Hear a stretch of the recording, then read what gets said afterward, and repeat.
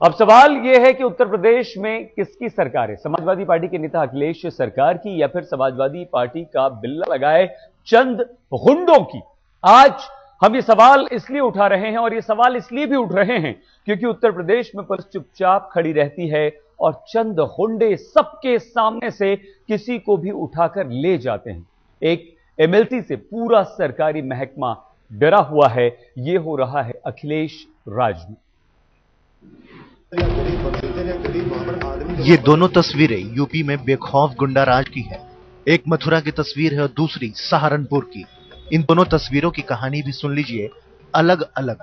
पहले बात मथुरा की। माहौल चुनावी है। जिला सहकारी संघ के लिए वोट पड़ रहे थे। पुलिस तैनात थी लेकिन सब बेमतलब था। गाड़ी में बैठकर कुछ गुंडे आए, चुनाव में नाम दाखिल करने वाले को उम्मीदवार को खींचकर उठाया और गाड़ी में डालकर फरार हो गए। आरोप है कि वो सब लोग समाजवादी पार्टी के थे, इसलिए पुलिस भी मूक रही। अब जरा सहारनपुर की इस कहानी को भी सुन लीजिए। समाजवादी पार्टी के एमएलसी पर इल्जाम है सरकारी कर्मचारियों को बंधक बनाने का, उनके साथ मारपीट करने का।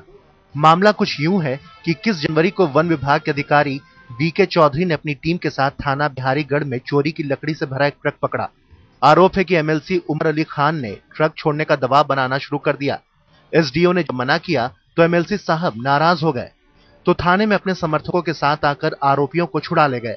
आरोप है कि एमएलसी ने उनके ऊपर हमला किया, मारपीट की, तोड़फोड़ की और धमकी देकर कोरे कागज पर दस्तखत भी ले लिया। आरोप तो यह है कि एमएलसी की हरकत से डरकर एक वनकर्मी की सदमे से मौत भी हो गई। मेरा पर्सनल कोई विवाद नहीं है एमएलसी साहब से।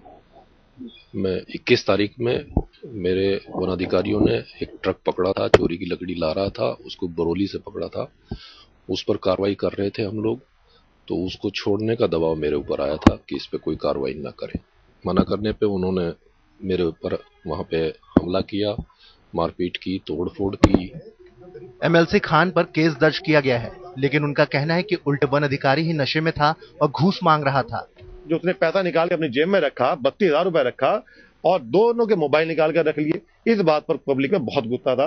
खैर हमने पब्लिक को शांत कराया। शांत कराने के बाद वो मामला रफा दफा हुआ और उस एसडीओ ने अपनी गलती मानी और उसने तहरीर लिख कर दी थाना बिहारीगढ़ के अंदर कि साहब मेरे से गलती हुई, मैंने पैसा निकाला था और अपना उसने जुर्म कबूल किया। दलीलों के दामन में दबंगई को समेटने की कोशिश है, लेकिन ये तो सच है कि उत्तर प्रदेश के समाजवादी राज में आम लोग बेखौफ हो ना हो, गुंडे जरूर बेखौफ हो गए हैं।